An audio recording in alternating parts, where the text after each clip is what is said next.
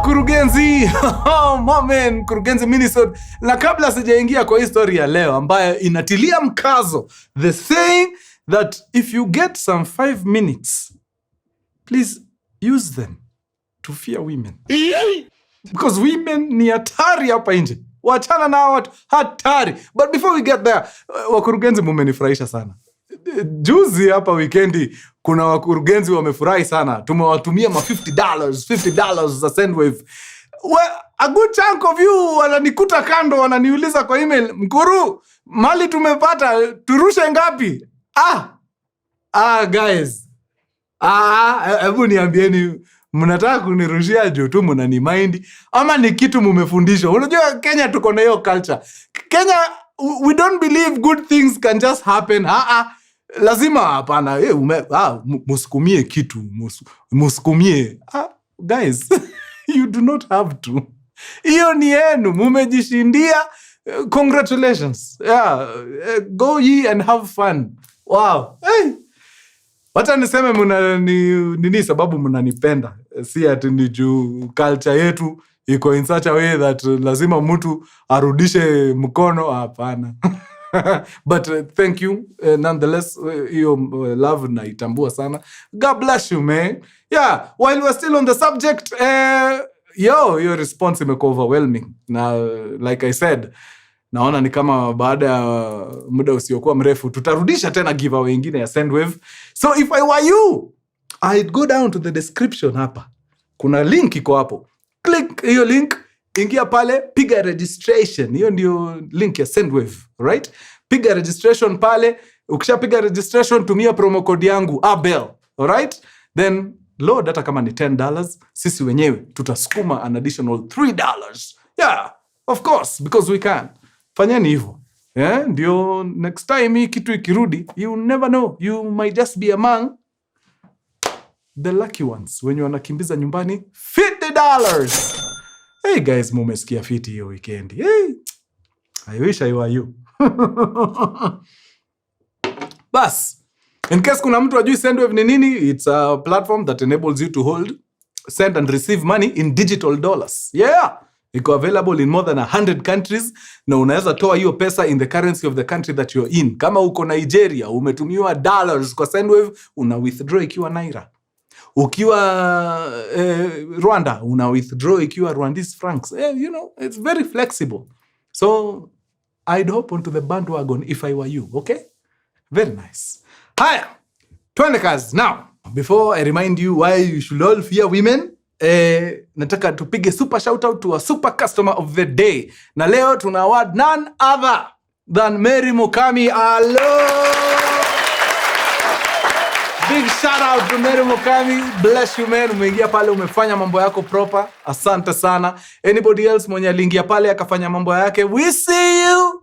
We see you. Endelea na hiyo bidii. Wale hawajui site ni gani, ni mkurugenzi.ke. Hapo ndio unaingia, unapata vitu safi kama hii hoodie nimepiga leo. Hii ni kitu kingine mumeiulizia for the longest. Guess what? It's back in stock. So ingieni pale, vurugeni hii kitu. Kwanza tumeileta kwa wingi sababu kama kuna kitu mnakimbiza ni anything black. Black hoodies, black t-shirts, black sweatshirts. Hizo zinaendaga. Hey, mnatambua hii color skin color yetu, which is good. So ziko kwa wingi, ingia pale, changamka na yako and rock it with pride. Au sio? That's what's up. Now, wangwana kuna binti amenichapia story hapa nikasema, nyinyi ni hatari, nimewaogopa. You guys are not to be messed with. Now, huyu binti wetu anaishi maisha yake safi, amemaliza shule, amepata kazi kidogo, but bado wako kwa wazazi, si wazazi, kwa relatives. But eventually kamshahara kakaanza kuingia, akajiuliza, why am I living with people? Nafaa nitoke, niende niishi peke yangu. Yeah, so that I do things that people who live alone do. Yeah, kama kukumbuka kitu ukiwa katikati ya kuoga, unatembea uchi, unaenda jikoni, unaichukua, unarudi without a care in the world. Those are things that people who live by themselves do. Ukisikia utaki kupika, unatoka kwa nyumba saa 5 usiku, unatafuta Mutua smoky, unachapiwa hapo smocha yako safi, na unarudi kwa nyumba unaendelea na maisha without a care in the world. So before long alikuwa ameshatafuta namna kamaskan, akaingia and alikuwa na enjoy maisha yake ya uspinster. Alright? Now, one time akiwa shughuli zake pale kwa supermarket, ameshachukua vitu, ameenda pale kwa counter, teller ashafanya ile mambo yake, yule kashia, then akamwambia itakugharimu kiasi fulani cha hela. Hiyo ndiyo siku kadi yake ikakataa kazi. Swipe kwa kila kitu hapo, nothing is not working. Itakuwaje? Line ndio hii ameshikilia hapa nyuma, watu washaanza kukuwa impatient. Kuna mtu huko nyuma ashaanza kuongea, hey, kama wana pesa si vitu zake ziwekwe kando, si tusaviwe twende.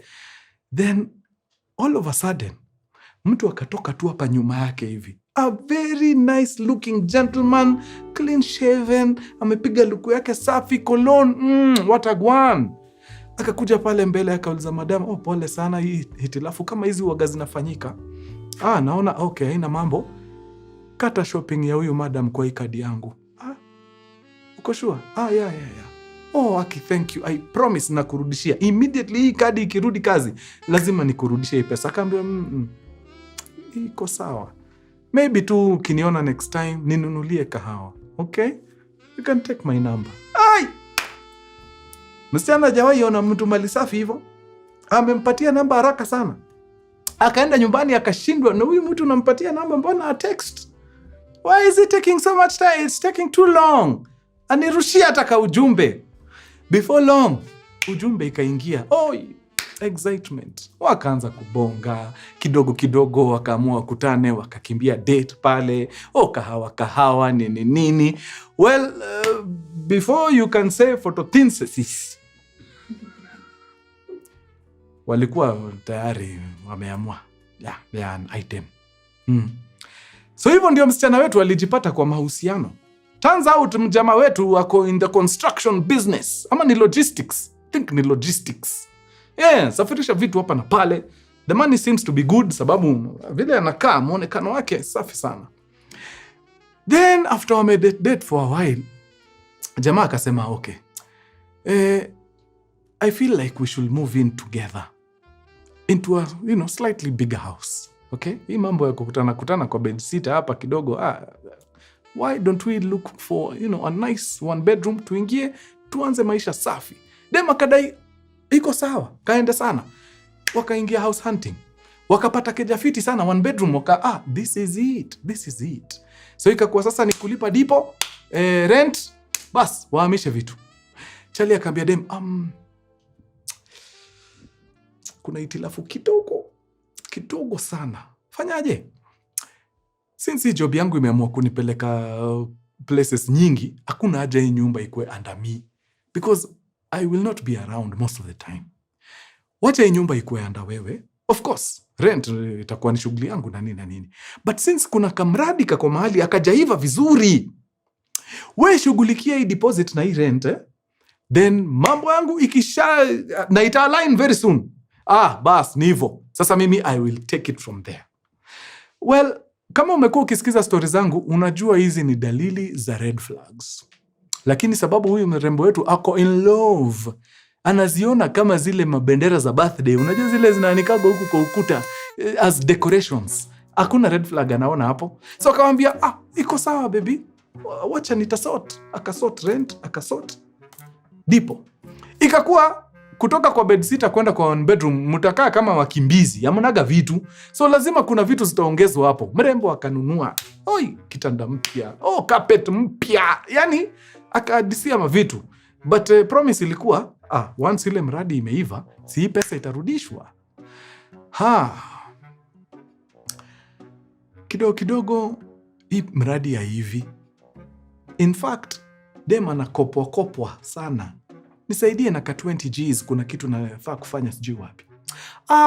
Kuna mradi fulani inaingiana, inahitaji tu ka 25k, yani ni boost tu kidogo, alafu sasa tuvune hapo kitu safi. Utakula ganji wewe ufurahie. Dem anatoa tu.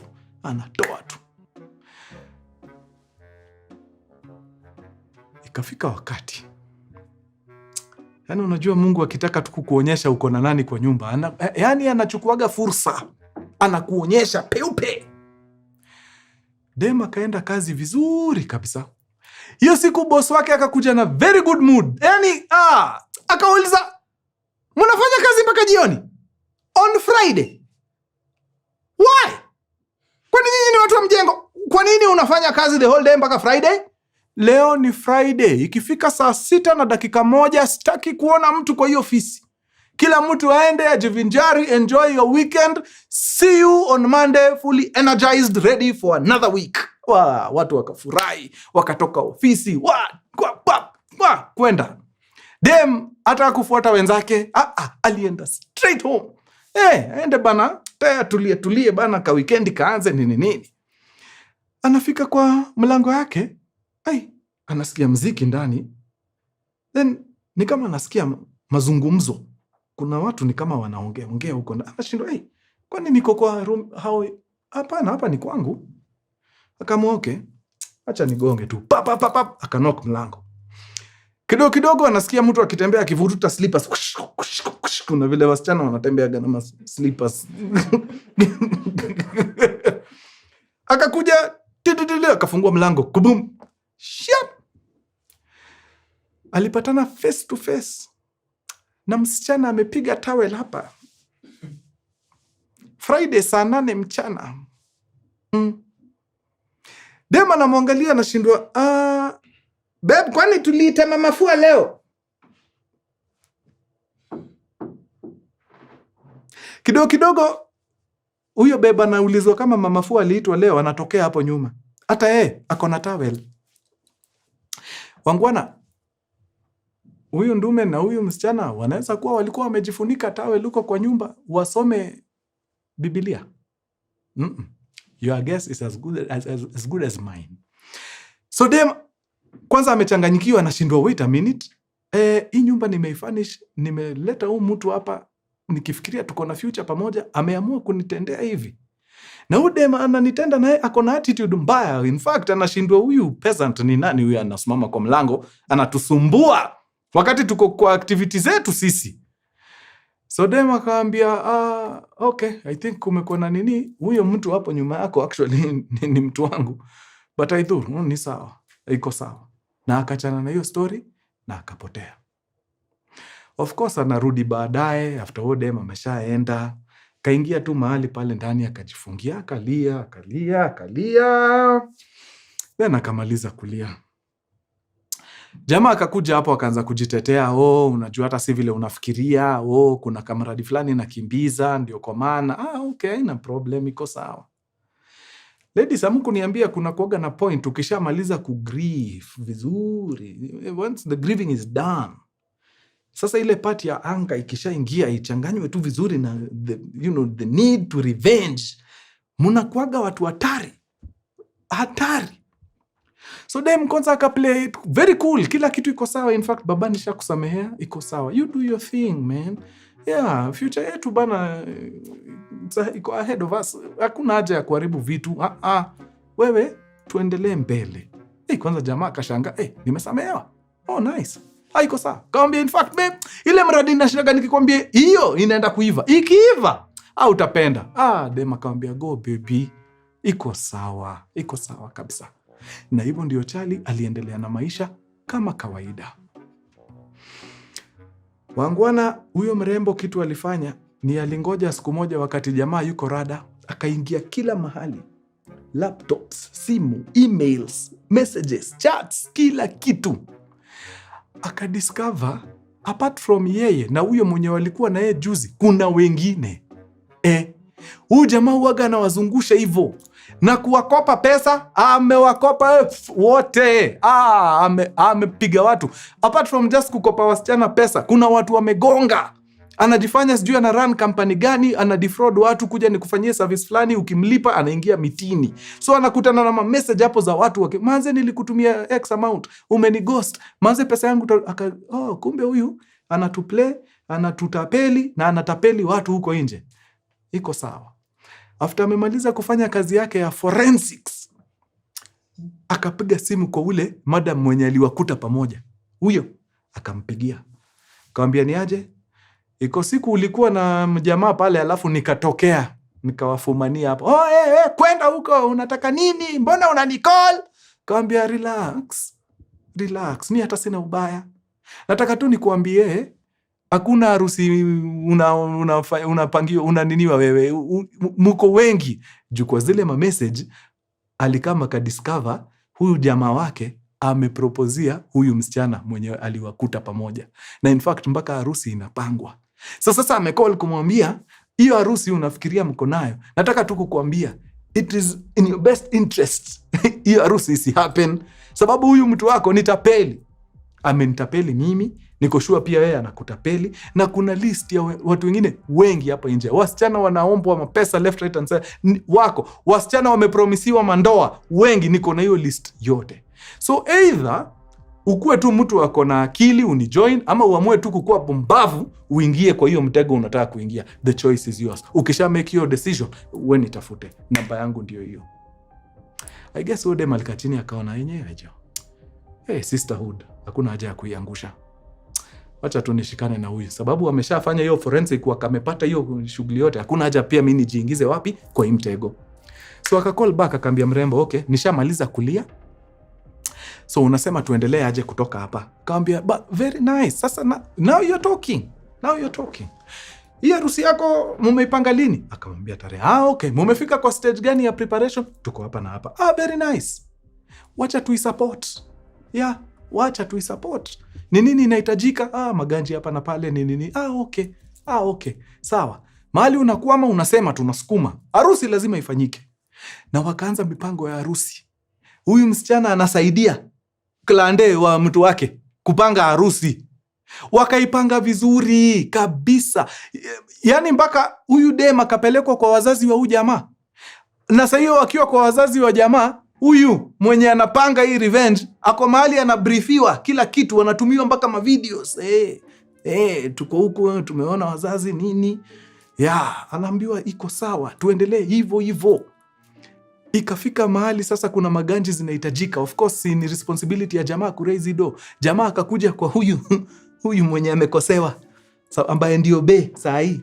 Kaambia baby, unakumbuka ile mradi inaenda kuiva na utapenda ikiiva.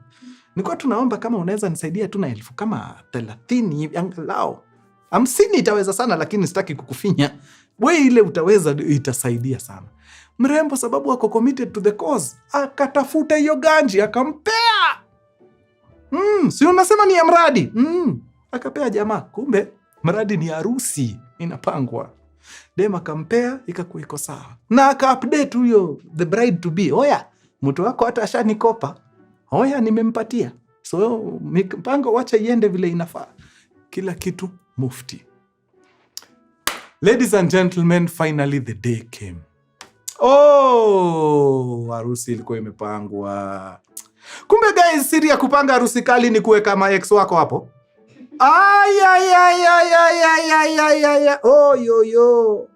Harusi safi. Ilikuwa safi. Kila kitu mazee, safi, deco, harusi suti zime, kila safi, yani everything, chef's kiss. Wakaenda walk down the aisle, kila kitu iko sawa. Pastor akakuja pale, kafanya mambo yake. Alafu ikafika ule wakati. Pastor huwa anauliza, kama kuna yoyote yule ambaye anapinga ndoa ya hawa watu wawili, naomba ajitokeze sasa ama anyamaze kimya milele na milele. As I was reading this email, nilikuwa nafikiria kama nyinyi. Nilifikiria ule mwenye amekosewa, sababu si ako hapa kwa audience. Nilifikiria atainuka aseme, mimi napinga. Hakuinuka. Yes, she was there. Alikuwa kwa audience pale nyuma, but amepiga madigolo. Hakuna mtu anamjua. Huyu mwenye anaolewa hapa kwa pulpit akasema, mchungaji, mimi napinga hii harusi. Wewe mwenye unaolewa? Naipinga sana. Sana, kwanza sana. Kabla hata tujaendelea mbali, nataka ni introduce watu kadhaa ambao wako kwa umati leo. Magi, Kate, nani? Simameni. Mabinti wakasimama. Kwap. Jamaa anawaangalia na discover. Hawa ni wale watu nimekuwa nikitapeli hawa. Hawa rembo. Kwanza huyu anajua namuoa next month.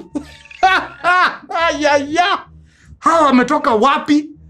Kumbe huyu mrembo na mrembo mwenzake walienda wakikusanya hawa wasichana wote wamekosea wote. Wakawaambia hii mpango vile imepangwa. Kadhaa wakakataa, but kama 3 wali show up. So kuna 3, then kuna hawa wawili. Huyu mwenye amepanga hii mambo yote na huyu mwenye anaolewa. So in total wako 5. After wamesimama hapo, watu wanashangaa, ni nini? DJ akaambiwa, finya play. Si kuna flash ulipewa? Finya play. Kwa hiyo flash, kuna hiyo folder, yes. Finya. DJ akaweka pale kwa big screen ya harusi, mapicha zikaanza kutokea. Jamaa anashika huyu kiss na Ivasha. Ametumia huyu ma SMS akimwambia vile anataka kumuoa next month. Amemkopa sijui pesa ngapi za nini. Zote zikawekwa pale. Zote, mapicha zote hatari mpaka zingine bana shosho. Ai, hapana. Shosho alikuwa anapepetwa hapa sababu hawaamini vitu wanaona kwa screen. Incriminating evidence imetandazwa pale. Church iko hapo, wamepigwa na butwa, hata hawajui ni nini kufanya. Then after ameshaonyesha watu sinema mzima, documentary, kitu ilikuwa imebakisha tu ni ile tudum ya Netflix only. Akaambia watu, now that we are here, hakuna haja ya mambo iende waste. Ile chakula tumepika pale, muingie pale mkule.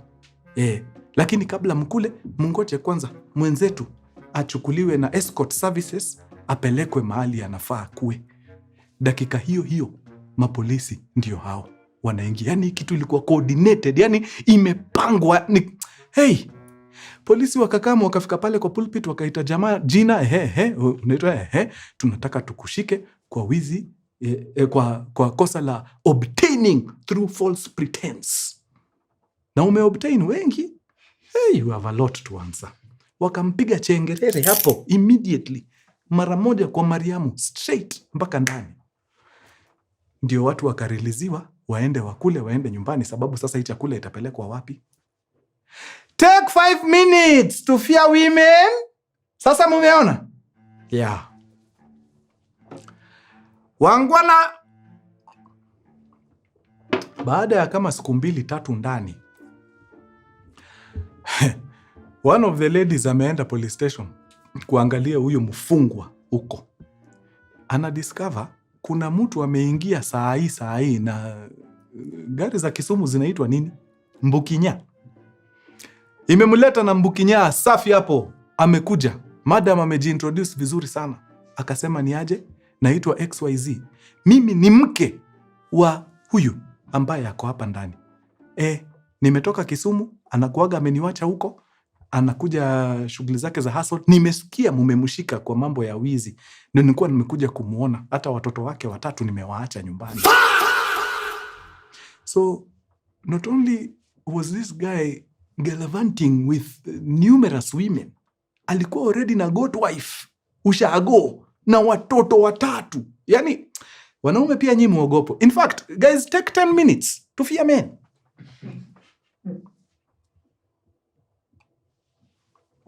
Well, kesi ikafunguliwa.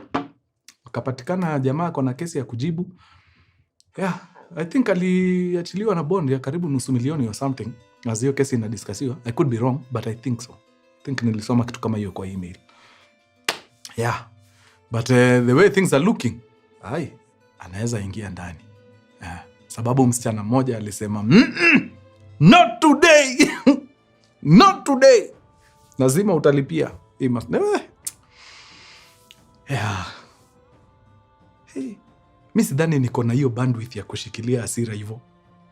Ningekuwa nimeanza na fujo, nipigie hao ma ex wengine alafu nichoke baada ya siku 2. Ama waacha tu. Huyo alisi plan through mpaka mwisho. Wasichana mko tu sawa. Yeah. The things that people go through. Okay, wacha nifungie hapo. Imekuwa true sana, nyinyi ni watu wa nguvu. Yeah, let's take time to fear each other. Adios muchachos guys.